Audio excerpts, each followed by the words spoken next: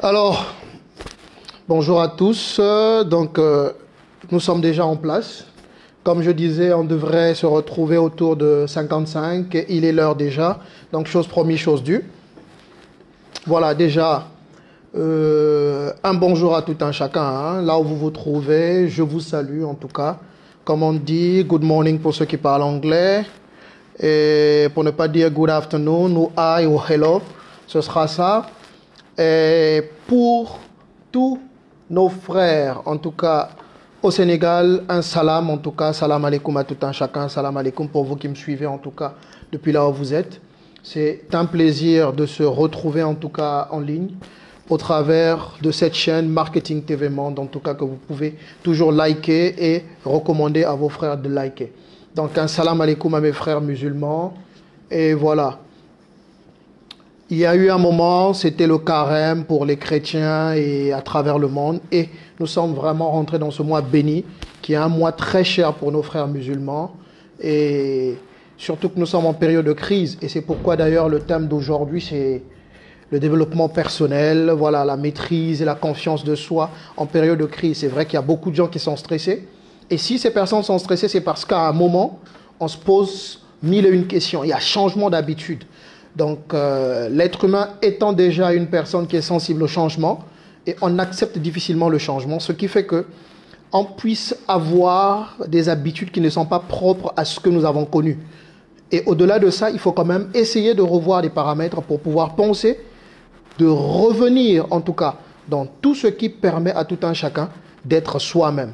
Et là, c'est vraiment, vraiment, vraiment important. C'est pourquoi aujourd'hui, vous aurez peut-être des questions à écrire au niveau du commentaire, en tout cas, ce seraient des questions bienvenues et je pourrais peut-être voir dans quelle mesure apporter en tout cas des éclaircissements, sinon que je parlerai de tout et de rien.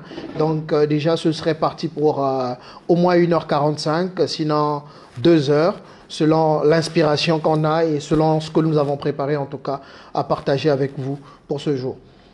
Et donc je disais pour ce mois béni en tout cas, c'est demander à Allah en tout cas, hein, le très miséricordieux, qu'il apporte en tout cas la paix et que cette pandémie puisse en tout cas nous épargner tous autant que nous sommes, parce que c'est très important, déjà c'est très important.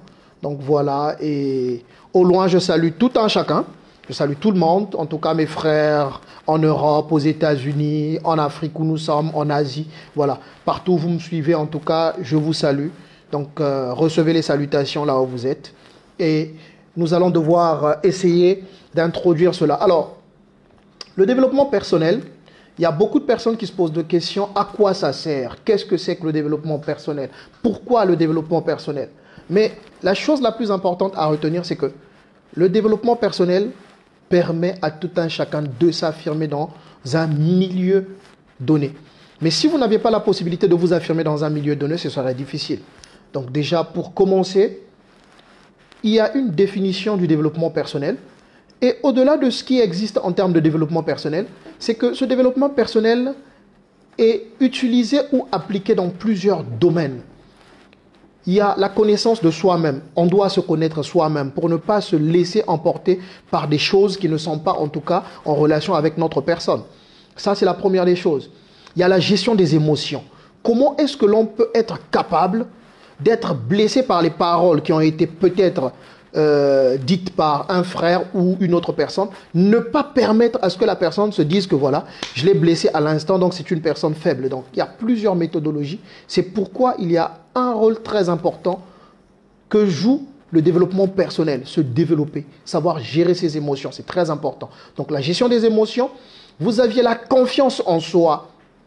Il y a des gens qui ont des faiblesses, qui sont puissamment émotifs pour 2-3 paroles. Voilà, c'est des gens qui s'emportent, qui se retrouvent directement dans des pleurs. C'est des choses assez difficiles à gérer. C'est pourquoi le développement personnel permet de pouvoir avoir la maîtrise et la confiance en soi, en tout cas savoir faire confiance dans ce que vous êtes, de ce que vous êtes vous-même. C'est très important.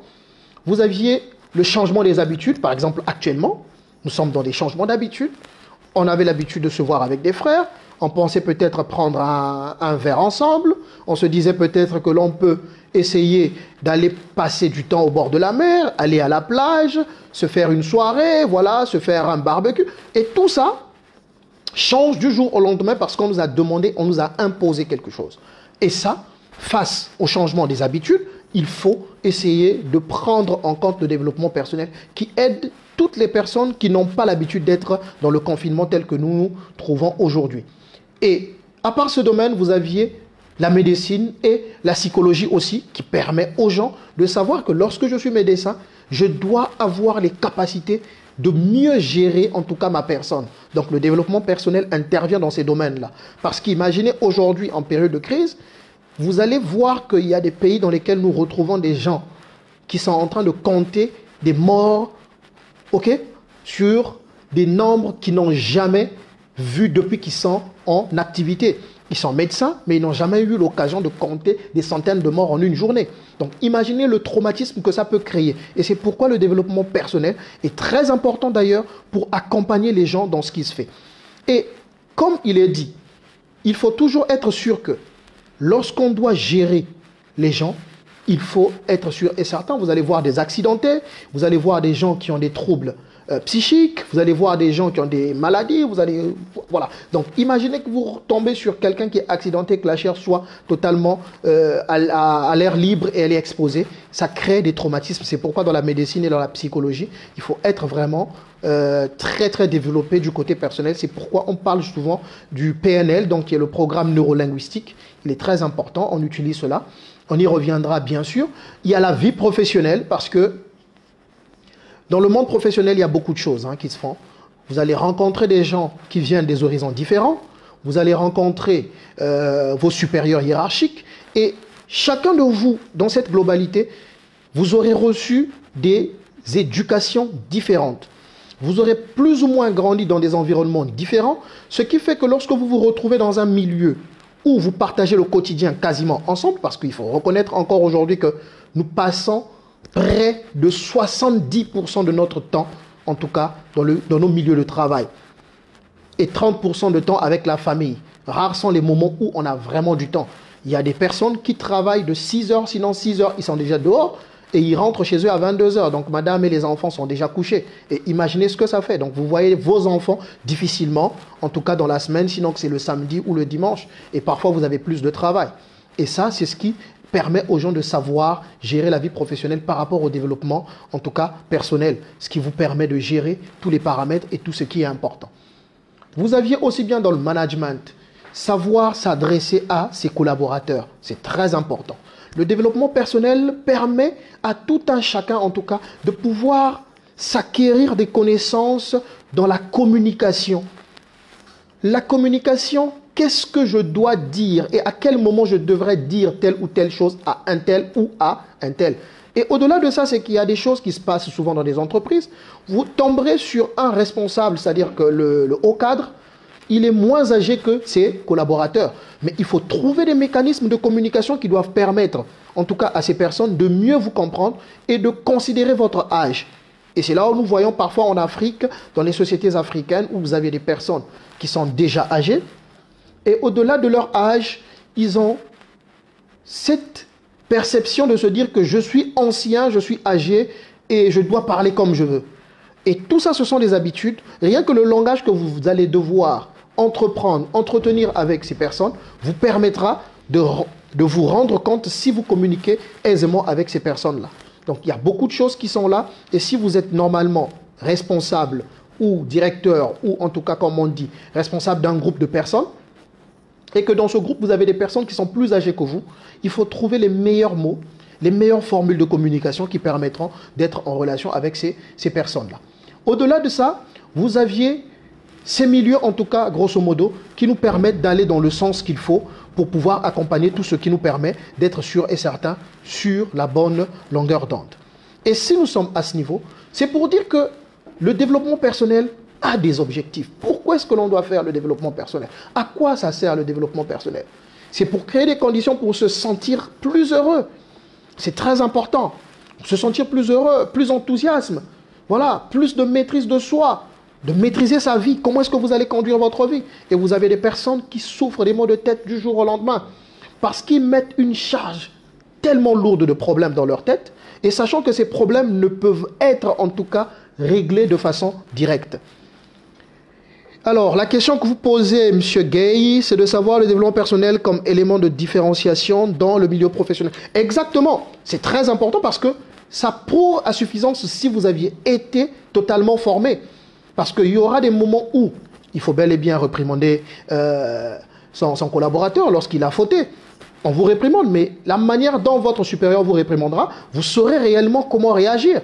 Quand bien même qu'il aurait eu à employer des mots qui ne sont pas vraiment justifiés ou qui ne sont pas élaborés dans ce cadre, et il faut savoir avoir en tout cas une attitude qui vous permettrait d'être en relation avec vous-même, de ne pas être en tout cas emporté par des émotions. Donc c'est pourquoi ici c'est très important.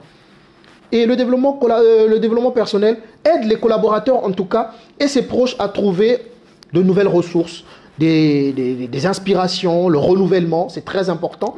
Et ce qui est aussi bien, c'est que ça vous permet de trouver des solutions là où les autres voient des problèmes tout le temps. Parce que vous aviez des idées, vous devez vous protéger vous-même et vous devez vous exporter en fait. Dans la réflexion, vous allez vous dire que je dois essayer d'aller dans un milieu, pas celui où je dois considérer de façon physique, mais aller beaucoup plus loin au niveau de mon cerveau, réfléchir et trouver des solutions. C'est très très important.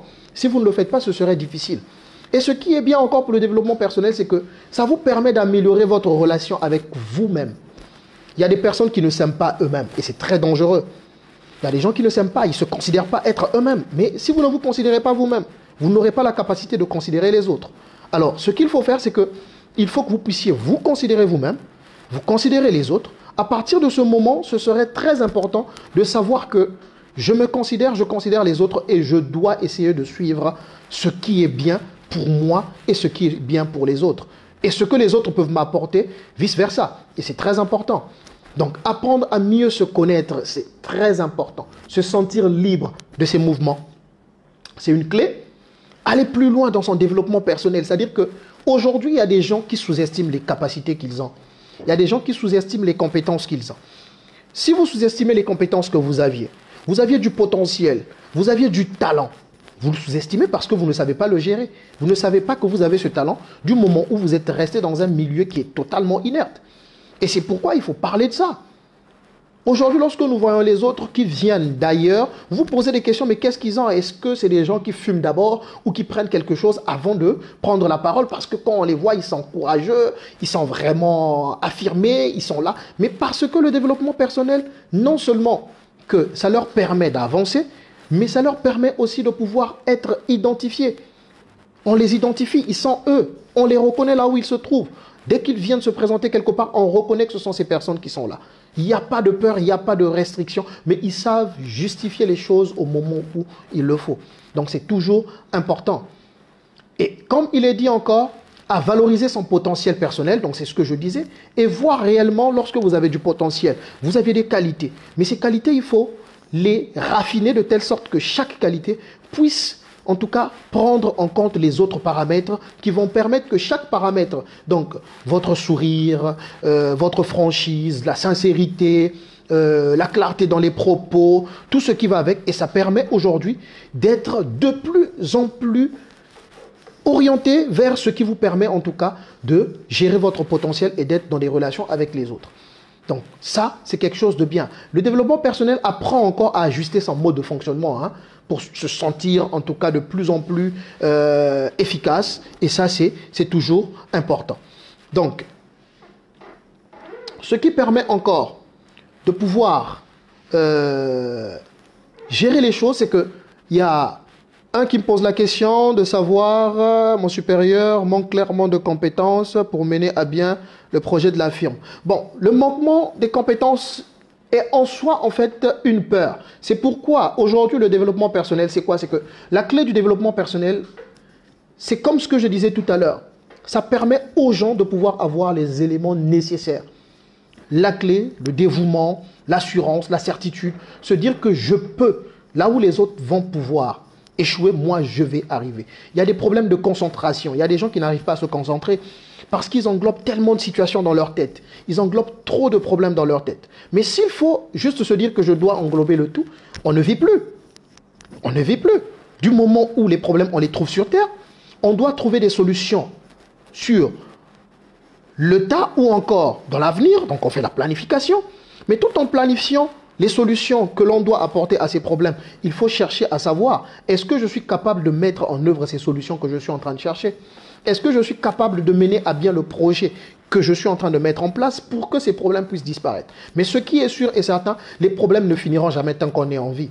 Donc, lorsque nous vivons, il faut savoir qu'il y a toujours des problèmes. On va toujours les régler. Mais chaque problème a son degré d'importance. Chaque problème a son degré, en tout cas, de complexité. Chaque problème a son degré, en tout cas, en manière plus simple, c'est-à-dire en aspect technique. Qu'est-ce qu'il faut pour pouvoir solutionner ce problème? Donc, s'il lui manque des compétences, il doit se former, parce que c'est ça le développement personnel. Aller dans un processus, comme on le dit en management de la qualité, l'amélioration continue. Il faut s'améliorer en continu, c'est très important parce que c'est une clé. Pourquoi est-ce que l'on doit le faire? C'est parce que si on ne s'améliore pas, on va devoir se retrouver dépassé. Et c'est comme disait un chercheur américain, il disait que au XXIe siècle, nous allons voir des entreprises qui vont devenir de très grandes entreprises. Mais tout étant petites structurellement. Ça voudrait dire quoi? C'est que vous allez voir des entreprises, lorsque vous arrivez, vous posez des questions, mais j'entends parler de cette entreprise à travers les réseaux sociaux. Quand je fais des recherches sur Google, elle est vraiment plébiscitée, elle est représentée un peu partout.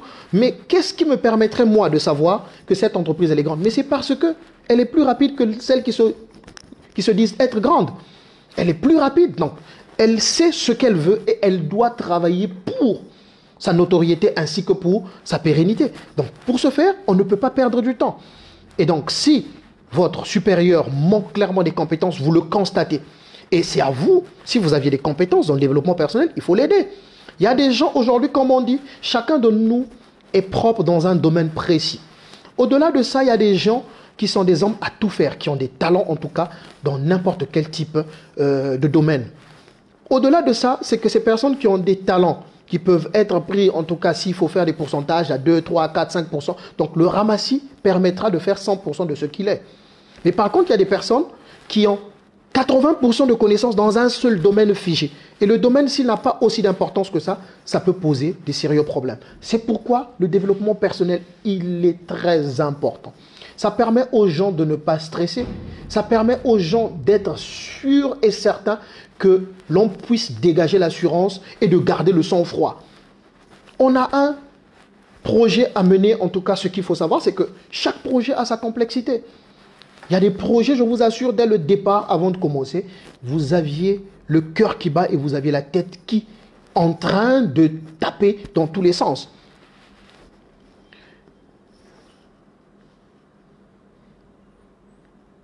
Ok, je vais venir là-dessus par rapport au cas du développement personnel. Donc, ce qui est bien, c'est que lorsque vous gardez votre sang-froid, ça vous permet d'avoir une maîtrise de soi, quelles que soient les circonstances.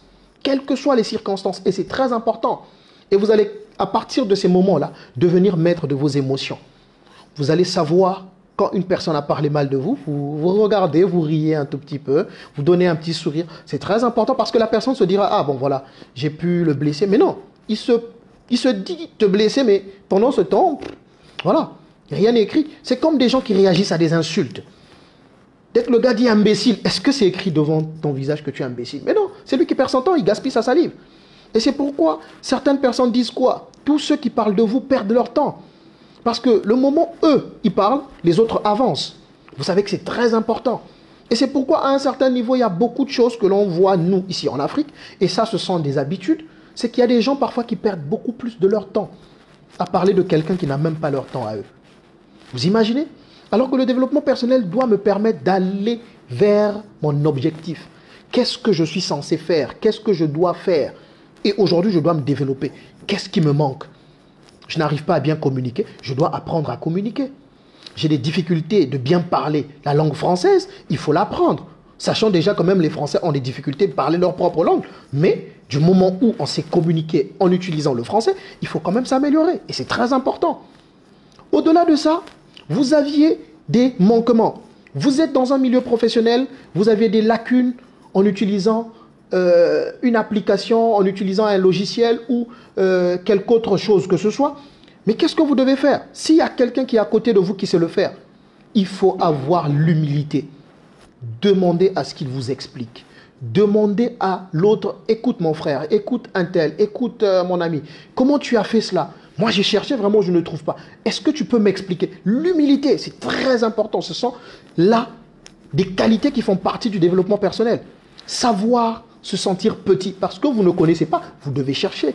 Et c'est ça le problème. Et aujourd'hui, ce qui fait que les gens se retrouvent un tout petit peu dans des situations assez difficiles, c'est parce qu'au départ, ils prennent la latitude de pouvoir montrer aux autres qu'ils connaissent trop. Non. Aujourd'hui, tel que l'on le fait, et moi, je le dis personnellement, je ne sais rien. J'essaie d'apporter la compréhension que j'ai des choses par rapport à ma vision à moi, par rapport à la compréhension que j'ai, et partager cette compréhension qui est un point de vue, et les autres aussi ont des points de vue que l'on peut partager, et ces points de vue permettront de faire en tout cas le colportage qui ferait que le 50 que moi je connais et le 50 que les autres connaissent, lorsqu'on va pouvoir mélanger, ça nous permet d'avoir un tas qui nous permet d'avancer. Et c'est d'ailleurs ça l'importance. Parce que si tu as des lacunes dans un domaine, dans l'utilisation d'Excel, dans l'anglais, je ne sais pas parler anglais, mais demande à celui qui sait parler s'il peut t'apprendre. À partir de ce moment, tu te dis, je dois m'améliorer. Et quand on décide, on doit y aller. C'est vrai qu'il y a des embûches, il y a des moments où vous ne voulez pas vraiment avancer, mais il faut être sûr et certain. Vouloir, c'est pouvoir. Et il y a des adages que nous utilisons, des dictons, mais ces dictons-là ont une signification très profonde. Mais si vous n'utilisez pas cela, ce serait totalement difficile. Donc, le développement personnel permet encore d'améliorer l'estime de soi, savoir se rendre fier de soi-même, de ce que vous êtes. Il y a des gens, parce que dès qu'ils se disent, voilà, je suis noir au milieu des blancs, ils vont pouvoir me considérer. Mais non, toi, ce qu'ils pensent de toi, tu t'en fous. La seule chose que tu dois faire, c'est de te mettre en sécurité. Tu mets des barrières pour ne pas dépasser ce que tu penses dans ta tête. Et ça, c'est déjà la première des clés. Dès que tu arrives à ce niveau, tu dois te dire que maintenant, je sais ce que je dois faire. Donc là, vous avez dit, vous êtes chef d'équipe dans un chantier de ligne d'électricité, avoir des conseils et autres. Alors, ce qui revient à dire que vous devez savoir comment gérer l'équipe. Comme je disais tout à l'heure, il pourrait arriver que vous puissiez gérer une équipe où vous aurez des personnes qui sont plus âgées que vous. C'est la première des choses parce qu'il y a des gens qui réagissent sur leur âge. Au-delà de ça, ils vous diront que voilà, je dois être dominant, je dois leur expliquer. Non. Et ce qui est bien, c'est quoi? C'est que lorsque vous êtes chef d'équipe, il faut avoir des qualités communicationnelles qui sont très importantes parce qu'il faut être sûr et certain de savoir utiliser les bons mots au bon moment et comment est-ce qu'il faut justifier son langage. En donnant de l'ordre, il faut toujours procéder par des mots de supplication. S'il vous plaît, est-ce que vous auriez un peu du temps pour? Si vous êtes disponible, pourriez-vous? C'est important. Appelez vos équipes et avant de commencer, si vous êtes dans un chantier, et ce qui est vrai, c'est que dans un chantier, vous avez des mesures de sécurité. Donc, si chacun n'a pas ses EPI, donc les équipements de protection individuelle, ce qui serait important, c'est de recommander tout un chacun de mettre ces EPI-là. C'est très important. Et lorsque chacun mettra ses EPI, il saura éventuellement que là, je viens de mettre mes EPI et je devrais, en principe, être dans la réglementation, dans le règlement et tout ce qui va avec. Et là, vous qui êtes chef d'équipe, vous allez trouver les justes mots pour pouvoir faire ce qui va avec. La motivation de l'équipe, elle est très importante.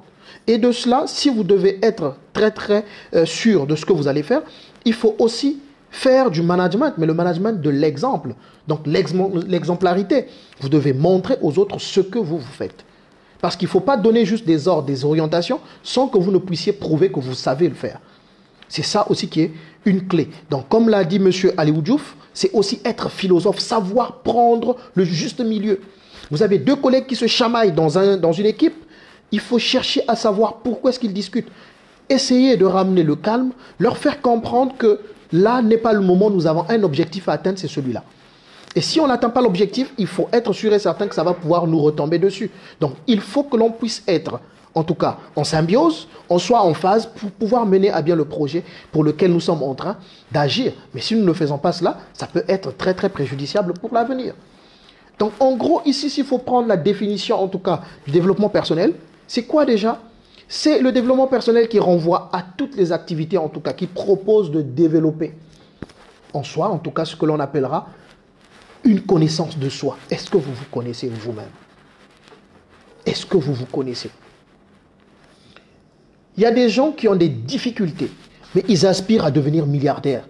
Et pendant ce temps, en aspirant à devenir milliardaires, c'est des personnes qui dorment plus de 12 heures de sommeil. C'est-à-dire qu'ils se réveillent à 13h30 et voilà, il va déranger sa maman. Est-ce qu'il y a à manger? Où est mon pain? Où est le lait? Et il se dit, bah là, je vais devenir milliardaire. Bon, on se pose des questions. Comment? Parce que, vous savez, il y a des choses quand même que l'on voit. Il y a des signes qui ne trompent pas. Il y a des signes qui sont tellement simples. Lorsque vous les voyez, vous savez vous-même que là, je peux quand même compter sur cette personne. Je peux compter sur celui-ci ou sur celui-là. Et il y a des choses qui montrent quand même que lui, quand même, il peut avancer, il peut arriver. Mais comme il est dit, on ne peut pas lire dans l'avenir de tout un chacun. Mais ce qui est bizarre, c'est que vous allez voir des gens sans connaissance de soi, sans valorisation des talents ni des potentiels. Ils arrivent à avoir de l'argent, mais difficilement ne sauront jamais comment gérer cela. Ce sont des manquements. Parce que ça aussi, c'est des choses qu'il faut toujours revoir. Donc, ça vous permet aujourd'hui de pouvoir aller dans un sens où